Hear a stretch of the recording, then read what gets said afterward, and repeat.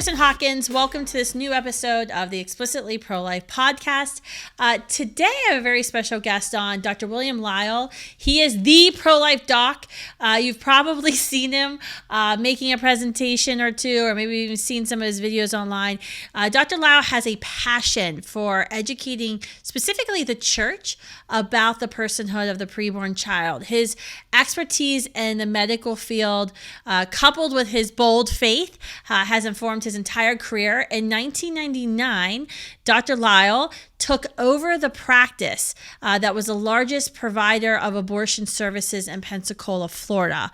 On day one, any and all abortion services and abortion referrals were stopped immediately. The clinic's former abortionist retired and left the country. And today, that abortion facility's equipment is now used to demonstrate the brutality of abortions performed in all 3 trimesters. The tools have actually become really much part of Dr. Lile's ministry, and they are just absolutely devastating when you watch Dr. Lile kind of giving a demonstration of what happens in an abortion procedure. He is a board certified in obstetrician and gynecology, former OBGYN department chair, licensed to practice medicine in both Florida and Alabama, and served as an instructor at the University of Florida and Florida State Medical School OBGYN residency program. Thank you so much for coming on, Dr. Lile. Oh, it's a pleasure to be here, Kristan. Thank you for the invitation. Well, we had such a great time catching up when I was in Pensacola recently. Yeah. I just knew I had to get you on the podcast to share what you are doing out there. For folks who've never heard of you, you can go to, I think your website is just prolifedoc.org, right? Correct. Okay, so that's the place to go when you get done with this podcast and you're like, I need to hear more from this man. Go there because you have all of your videos and presentations and research up there. But I guess tell me a little bit, what led you to becoming such an outspoken pro-life doctor? I mean, I've met a lot of pro-life doctors in 15, 16 years of Students for Life, but most of them are pretty quiet. What made you say, yep, I'm going to become the Pro-Life Doc, Inc.? Well, I'd always been pro-life. I mean, we grew up, my parents were involved in our local pregnancy center and providing services for those ladies in a crisis situation, and went to medical school and wasn't sure if I was going to do obstetrics, and then just fell in love with obstetrics. When you find yourself studying obstetrics, even though you're on an orthopedic rotation, that's probably a real good indication that you should be doing obstetrics for your career. And so 4 years college, 4 years of medical school, 4 years of residency with the University of Florida, and then it's time to get a job. And the practice that I took over was the largest provider of abortions and had been for decades here in Pensacola. And I really thought that was where it was going to stop. But let's take over the practice. We'll have him sign a restrictive covenant, a non-compete, where he couldn't practice any form of medicine for the next 2 years. He retired, moved back to Sweden, and thought that was the end. But then it was on a Sunday after church that I finally had a key to my office. And we had toured the first floor. We had gone through the waiting room, the exam rooms, the ultrasound, the front office. But I'd never, in all the negotiating, I'd never been upstairs, which is where the surgical suite was. So on a Sunday afternoon after church, I went to my office, had the key, and I went upstairs. And going upstairs, I couldn't help but think how many thousands of women over these decades had walked up those very stairs, with the baby on the inside, had a quick ultrasound, got up to the same top of the stairs, made the exact same turn I did, and there in front of me was the abortion machine, the exam table, the stirrups, and all the instruments that were laid out for the next abortion. And I'm thinking, my goodness, this is on the same road as Pensacola Christian College. There are big churches to the right, big churches to the left. And I'm like, how has this been going on for decades? And so it was a good thing to shut down the practice. But then I said, people need to know what's going on here. And thousands of people have gone up that set of stairs, have spent 20 minutes up here, and then go down that same set of stairs without their baby on the inside. So I spoke with my pastor, and we did a presentation for church, and then other pastors calling. And that was really the birth of the ministry prolifedoc.org. And it's grown from there. We do a lot of work with Students for Life, Focus on the Family, Family Talk, Heartbeat International, CareNet. And what we really do is we try to, number one, encourage the churches to get engaged. Because other than sharing the gospel, I really can't think of any issue that the church is better called. Also, encouraging men. I mean, men have a God-given duty to be defenders and protectors. So we want to engage the men. We have a Bible study here called Micah 6:8 that meets in Pensacola. About 30 of us meet from different churches every Friday morning at 6:15 in a local coffee shop. We want to encourage them, keep them informed, but also train them to take this message out. But the message that we really try to share is that patients have rights, and we treat the preborn as patients. And if they are a patient, then they have rights, and we need to defend them. Talk about the scientific. We have so many of our audiences, especially in medical schools and colleges, don't see Scripture as an authoritative source. So we need to approach them with things other than Scripture to let them know that these are patients, and we need to treat them as patients, respect them, protect them, and that's our duty as physicians. Wow. That's incredible. Thank you for doing that. I guess to back up, did you know you were buying an abortion facility? How does one buy an abortion facility, I guess? Well, he practiced both obstetrics and gynecology. He had stopped practicing obstetrics a couple years prior to that.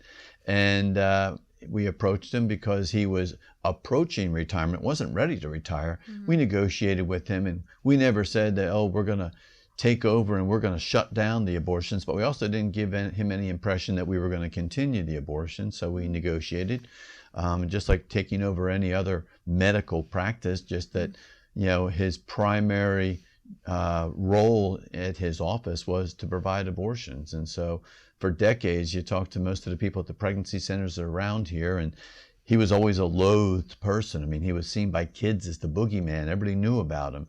So we didn't tell anybody what the intent was. We went in, we negotiated, and once we negotiated, we didn't just stop all abortions on day one.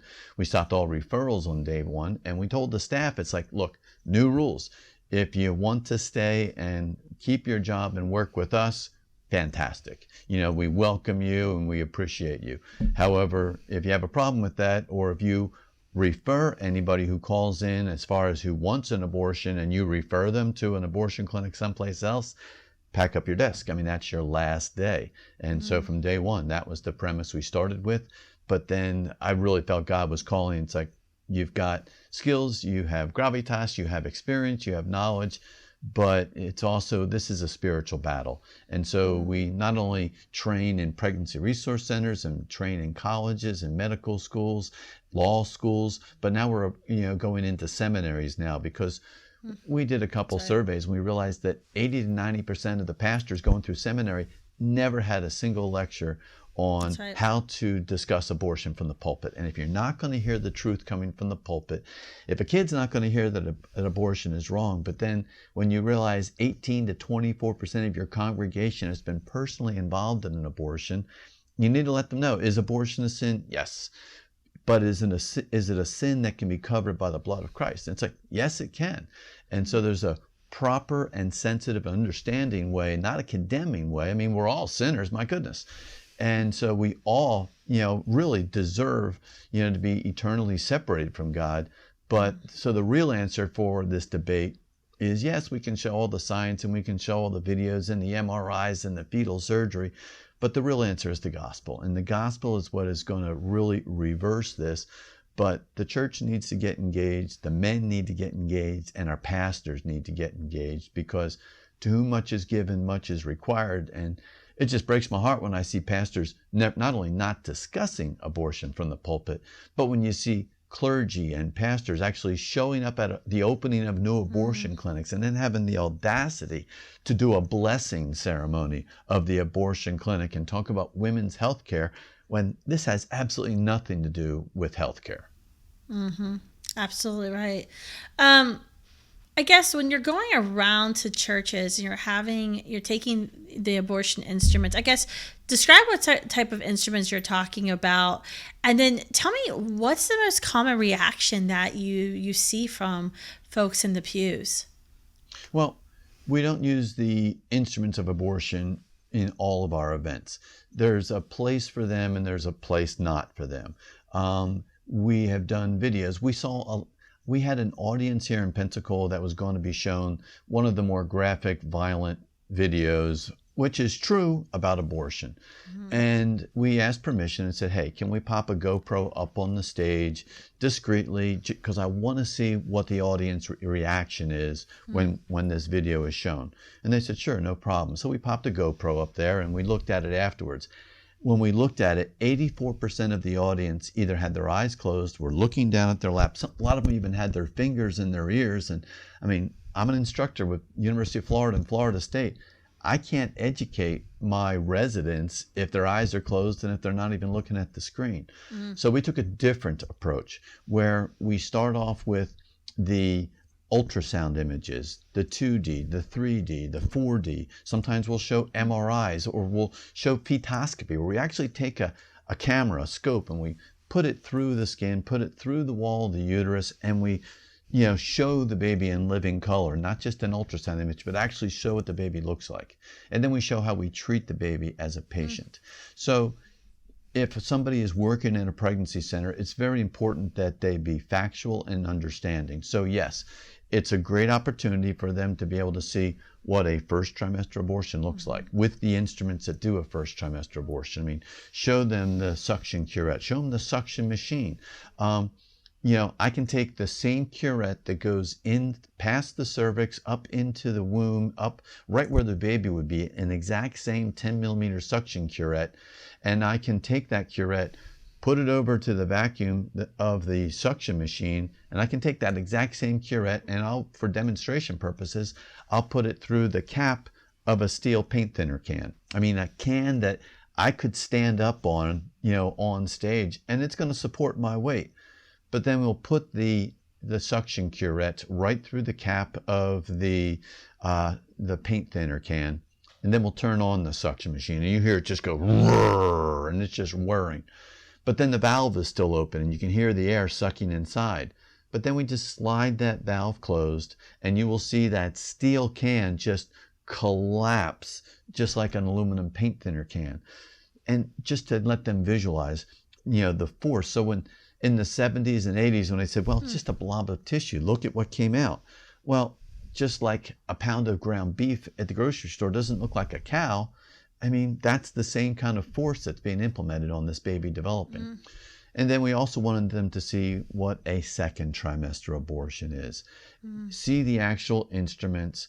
And we don't use any baby parts. We don't show hands and feet. That's the truth. But we just use models. We use imaging, but we don't show them actual baby parts. We let them see the instruments, hold the instrument, pass them around the room. And then we actually will use a real basic plastic doll to demonstrate how a partial birth abortion is done. And so you've gone from having an audience that has their eyes closed and their fingers in their ears to an audience that's doing like this and watching it. So it's an important tool to educate. But the real important tool, we use the tools of modern obstetrics. We use the ultrasound. Everybody wants to get an ultrasound when they come into my office. We use 2D, 3D, 4D, and then we take it to a whole nother level when we use MRI imaging. And then a totally different level when we actually show life-saving surgeries being done to the babies on the inside. I mean, even at my hospital, we have done blood transfusions that save the baby's life directly to the baby in the womb as early as 18 weeks gestation. I mean, a baby can't even survive on the outside at the best And it's NICU legal to abort that baby in month. Florida right now. It's legal to abort that baby. In fact, what's really crazy is that we're coming up on turtle season. And so we have volunteers that go out on Pensacola Beach every morning looking for the signs of a turtle nest that has been created. And when they find a turtle nest, they don't put one fence around, they don't put two, they put 3 fences around the turtle nest. Then they put up a bunch of these yellow signs. And the yellow signs say, do not disturb baby sea turtles. So you have baby sea turtles that have been laid and they are not born yet. They're just there in their shells. there is state law and there is federal law. You can spend, if you just disturb the baby sea turtles, you can spend a year in jail. You can be fined $100,000 just for disturbing preborn sea turtles. Meanwhile, if you drive over the 3-mile bridge from Pensacola Beach right here to the abortion clinic here in Pensacola that's here now, and up to 24 weeks gestation, you can kill a preborn baby, no penalty. It's totally legal. So how do we have so much more protection for sea turtles than we do for babies? Babies that would do great at our intensive care nursery and survive in our intensive care nursery here at my hospital. 3 blocks away is the abortion clinic, so we're saving lives here that can be just as easily aborted over at the abortion clinic. That's unbelievable. It's absolutely unbelievable. What do you, I assume the most common reaction on these presentations that you're giving, especially the ones where you're using the abortion instruments, is shock and disgust. Sure. Have you ever witnessed folks like getting angry and, saying that you're lying to them at a church? Not in a church or in a public venue. Oh, you've had it too easy. We have people yell, but usually the audience will tone them down. Because we're not just telling a story, we're actually showing. And especially when we've shown the babies on the inside. I use the tools of modern obstetrics to let the babies defend themselves. Discuss. I was at the University of Florida College of Medicine. This is not like going to Liberty University, College of Medicine. And we started off by asking the students, and it was a good audience. We said, if I have a patient in my office that needs a life-saving blood transfusion, but they were not born in the United States, do I as a physician have a legal and a moral obligation to find a way to get them that blood transfusion? And they're all nodding their heads. And I said, well, okay, what if it's something in a little bit more detail? What if it's a patient in my office that needs life-saving laser vascular surgery, but again, they weren't born in the United States? Do I have a moral and legal obligation to find them access to that laser vascular surgery? And they're all like, absolutely. I said, what if it's even more expensive? What if I have a patient in my office that needs open heart surgery, or they will die? But again, this patient in my office was not born in the United States. Well, at this point, we had a young man in the back of the audience who stood up and says, Dr. Lile, we've been taught that a patient is a person is entitled to respect and bodily integrity. And so you need to provide those patients with that care. I said, I agree with you. I said, the only thing that I didn't fill you in on as a detail was the reason that these patients were not born in the United States is because these patients have not been born yet. The jaws dropped. And all of a sudden, they've been put into a corner where they had been cheering, yes, you need to get them the blood transfusion. They need to get the heart surgery. They need to get the laser surgery. Well, we then went through the details on how we actually do those procedures to save these babies' life. The young man who was very bold, smart guy, he came up to me afterwards and he started off, he says, Dr. Lile, he says, I got to tell you. He says, first, I'm an atheist. I don't believe there's a God. He said, but I'm a huge advocate for patients' rights. And he says, I want to be a good physician and I want to defend my patients. He said, I'll be honest, he said, I didn't know that we were treating babies in the womb as patients. He said, you can't call me student doctor 100% pro-life, but he says, I'm walking out of here with a different mindset since these are patients. And to have a 45-minute talk and to have a guy have a change of heart and leave with a change of mind and who the patients are. Sometimes it's tough to let people understand what personhood means and try to defend the preborn by personhood. It's like, what's personhood? Patient and patient's rights, everybody understands that because everybody's been a patient. Nobody wants to be denied access to care as a patient. So we have found that to be an effective tool to start off by talking about patients' rights and how we treat patients even if they weren't born in the United States. And it's amazing. We now have scores of fetal surgical centers here around the country. Children's Hospital of Philadelphia just announced that they had performed their 2,000th successful fetal surgery and procedure. We're doing blood transfusions. Well, why would a baby need a blood transfusion? Because the very first day when somebody comes into our office, we give them lots of blood work. We want to know what their blood type is. We want to know what their blood count is. Screen them for syphilis, screen them for HIV. But one of the other things we do is we screen every single patient for antibodies. Why antibodies? Because moms can have antibodies which can cross the placenta. Well, so what? Well, mom's blood type and baby's blood type from the very moment of conception can be different. And moms can have antibodies which can cross to the placenta and start to attack the baby's blood. They attack the baby's blood and the baby's blood count starts to drop. And we can't do anything about the baby's blood count dropping. But just like if somebody was in the emergency room after an accident or a laceration, we can give the baby a blood transfusion. I've had people say, well, where do you get the special baby blood? It's not baby blood. If you have a blood bus that comes by your school or your church or your place of business, we can take your O negative blood and we can transfuse that blood directly to the baby. How do you do that? We use an ultrasound. We guide the needle through the belly of the mother, right through the skin. And then we go through the skin, we go through the wall of the uterus, we go through the wall of the uterus, and then we guide it right up to the umbilical cord. And we actually can place that needle, pass it into the baby's umbilical vein, and give that baby a life-saving blood transfusion. But we're not done then, because the mom still has antibodies which are crossing the placenta and affecting the baby. So sometimes we have to do another blood transfusion 3 or 4 weeks later. So when we've already established that patients have rights, I mean, there's no denying that if you're giving a baby a blood transfusion, that they're a patient. Yeah. I mean, you're giving them life-saving. So how are they not a patient? But then you go into Cleveland Clinic just announced that they had a baby that had a cardiac teratoma. The baby had a tumor in its heart. And you can go to Cleveland Clinic fetal teratoma and watch this quick little animated view of what they did.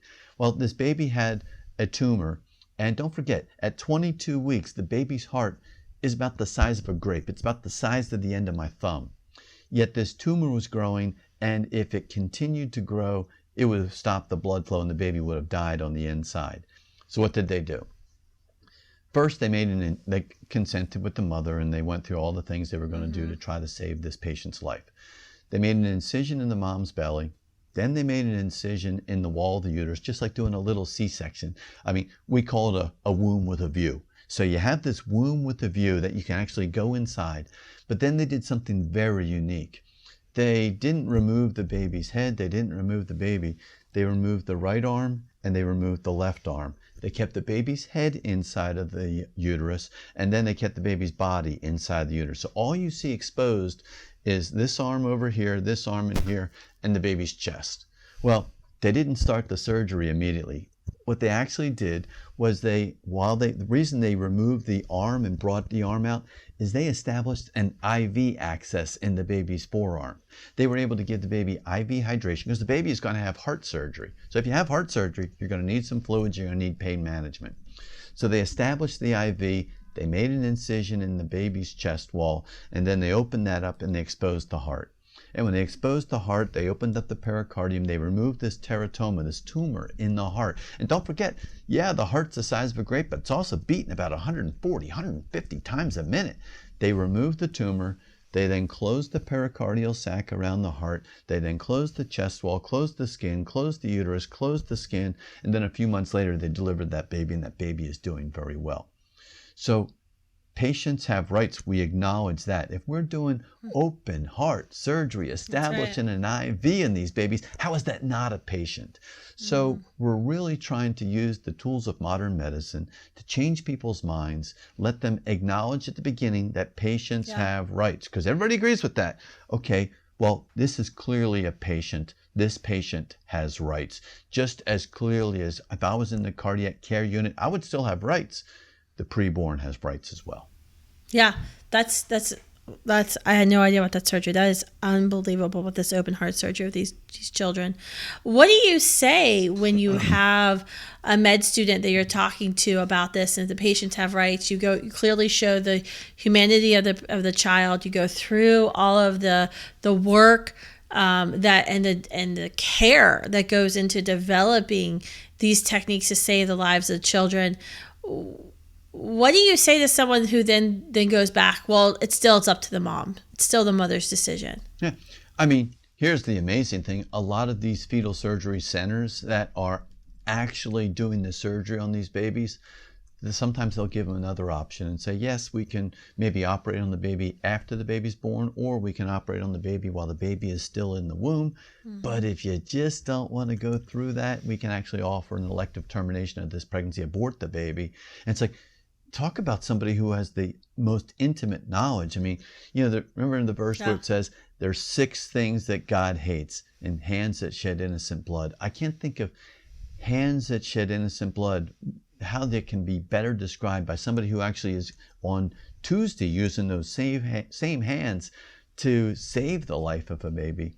Yet, because of a mother's choice, I mean, those same hands can take the life of the baby. It just makes no sense. I mean, moms are an amazing life support system from the baby. But the moment of conception, that baby is genetically unique from the mom, genetically unique from the dad, genetically unique from the other 7 billion people on the planet. In fact, there's something called cell-free DNA. I mean, we want to give, whether it's at an event like this or whether it's at a school or a church or a PRC, I don't want my audience just to walk in and walk out and say, boy, I walked in as a level 8 pro-life and now I'm walking out as a level 9. I didn't do my job. We need to put tools in their toolbox to enable them when they leave to defend the preborn. So from the moment of conception, baby is genetically unique. And we always knew that. And we also knew that there were fragments of the baby's DNA that would cross over into the mom's circulation. Well, mom has fragments of DNA as well. I mean, so it would, if you did a blood sample on the mom, yes, you can see fragments of DNA. You know that about 95% of these fragments are moms and about 5% of these fragments are babies. But how do you separate them? How do you tell? I mean, it would be like having a sugar bowl and then putting a pinch of salt in there and then saying, I didn't mean to put that salt in the sugar bowl. Can you do me a favor? Can you just take out all those grains of salt? You'd be like, there's no way. Yeah. We can do that with the fetal DNA. Work. Yeah. We can do that with the fetal DNA.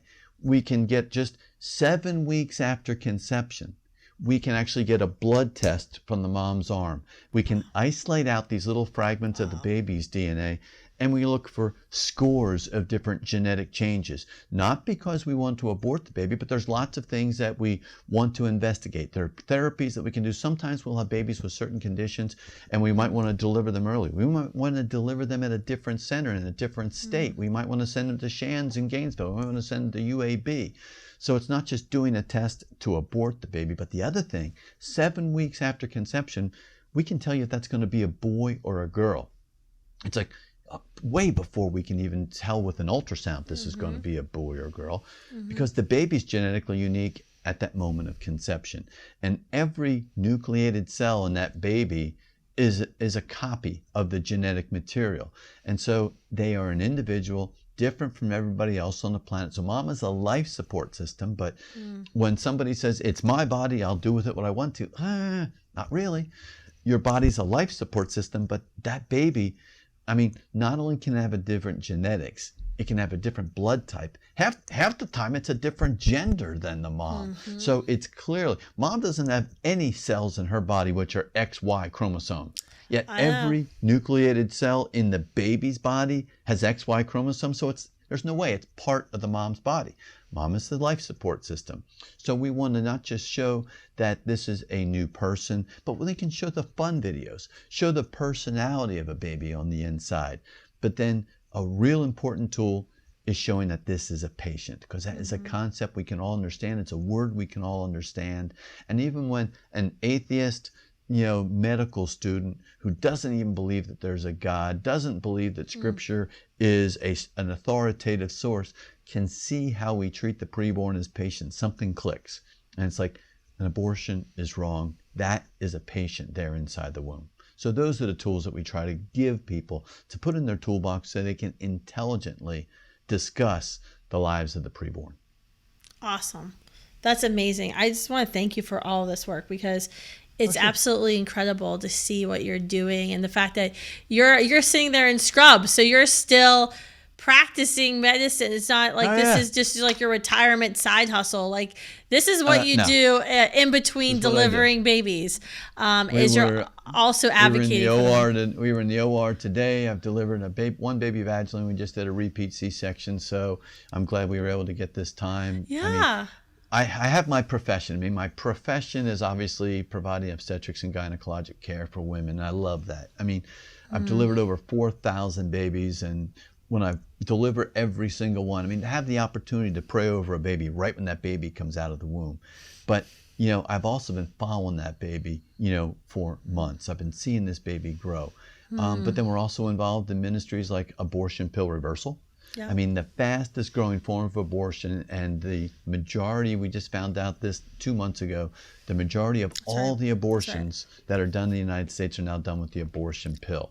It's being done mail order, it's being done via telemedicine, but just like if somebody overdoses on a narcotic and we give them the antidote, which is Narcan, we can safely provide the antidote for the abortion pill. So we have a network of over 500 docs that we've trained on how to reverse the effect of the abortion pill. We're about 70% effective if we can start the reversal process. I didn't know that. 70% effective? 70%. I have now, personally, I've attempted reversal on 15 pregnancies, and we've been successful 11 out of those 15 times. So we're right there in that 70%. The sooner we can intervene, the better. The further along in the gestation that the mom is when she took the abortion pill, the better. But it's, with the Biden new FDA, there used to be what are called REMS restrictions, where because the abortion pill could be so dangerous that there were restrictions put on it. Well, the Biden FDA removed these restrictions. So now it's available mail order. It's available via a telemedicine visit. I just testified, before a state house in Washington State last week, where they were trying to give surgical abortion privileges to nurse practitioners and physicians' assistants. I mean, that is not health care. I mean, this is dangerous. But when it comes to the abortion pill, to not have an ultrasound done, to not see a clinician is dangerous. It's bad health care. That's right. On that first visit, when somebody comes into our office, not only do all that blood work, we do an ultrasound. Why? Because 1% of all pregnancies will be an ectopic, a tubal pregnancy. And if you don't, 4 drops of urine just says there's a pregnancy, but doesn't tell you where it is. So we always do an ultrasound. Well, the number one killer that's pregnancy related for women in the first trimester of pregnancy is still a ruptured ectopic pregnancy. So when we see that, we either can treat that medically or surgically. When a young lady has a positive pregnancy test and she's scared, she doesn't know what to do. And when she then calls a hotline or she calls an abortion clinic and they ask a few questions and they said, we're going to prescribe the abortion pill for you. It's 98% effective in the first 10 weeks and we're going to mail it to your home. Well, she gets these pills and she sits and says, well, they told me to expect that I'm going to have bleeding and cramping and pain. So she takes the first pill and the next day she takes the other 4 pills. Well, guess what? She doesn't know where that pregnancy is. 1% of the time, that pregnancy is going to be ectopic in the tube. There are already cases of young ladies, women who have died because they had bleeding, cramping, and pain. They thought that was because of the abortion pill. Meanwhile, they had an ectopic, a tubal pregnancy, and they have been found dead in their dorm, dead upstairs. Parents might not even know that their daughter is even pregnant. But then they find out not only was she pregnant, she took the abortion pill. It was an ectopic, a tubal pregnancy, and now my daughter is dead. So it's bad medicine. But yeah, we're involved in abortion pill reversal. That's awesome. Healthy moms, healthy babies. That's amazing. Thank you so much for what you're doing. I guess I have to wrap up. I have to go to give a speech, but I wanted to ask you one final question. We have a lot of med students, nursing students that tune into the Explicitly Pro-Life podcast. What is your advice for these students who are just now navigating these waters, trying to get through med school, trying to get through nursing school as a pro-life advocate? Oh, you've been given an opportunity as a pro-life minded person, but then to have the opportunity that now you're in nursing school, now you're in medical school, you've been uniquely qualified to defend God's preborn. It is your skills, it is your knowledge which will further the way that, because it is this generation. We're going to see Roe versus Wade reversed this summer. I feel 100% positive about that. And we're going to go from the attention of one court at the U.S. Supreme Court to 50 different courts in all the different states. That's where the battle is going to be. Mm-hmm. And if you are a pro-life OBGYN, you have the gravitas, you have the board certification where you can stand up and you can say, these are patients. We need to defend our patients. So do what God leads you to go into. Don't be timid. Don't be fearful. But you need to not only have a profession, but you need to have a passion for defending God's preborn, which were all created in the image of God at that moment of conception. And there are lots of groups. APLOG, the American Association of Pro-Life Obstetricians and Gynecologists, will defend you. ADF, the Alliance Defending Freedom, I work with them in Scottsdale, Arizona. They will defend your right to conscience. Don't feel like if I'm pro-life, I have to go into family practice or something that I don't feel is a passion. If you have a passion for obstetrics, there are other physicians who will defend you. There are other groups who will defend you to have you be the physician that God wants you to be. That's right. Absolutely. And you can always email legalhelp@studentslife.org. We'll get you in touch with ADF or whoever the lawyer is in your area who specializes this, because this is so incredibly important. Thank you, Dr. Lile, for all that you do. It's so refreshing to hear. You literally just lectured all the Explicitly Pro-Life podcast listeners on things that I've been saying for months, but it was so great to hear you say it them. You're a pro-life activist in scrubs, so it's absolutely amazing. We're definitely kindred spirits. Thank you for what you're doing. I cannot wait to continue following what you're doing. Folks, if you want to hear more from Dr. Lile, follow him in his journey, maybe hear him speak in person, go to prolifedoc.org, prolifedoc.org. Yep. Or you can just go to YouTube. We have over 100 videos that are just loaded up under DRLILE on just about any topic. That's awesome. Thanks so much. Thank you all for tuning in. Make sure you share this episode of Explicitly Pro-Life. You will be amazed at the conversations that you can start just by sharing this episode. Thanks, guys.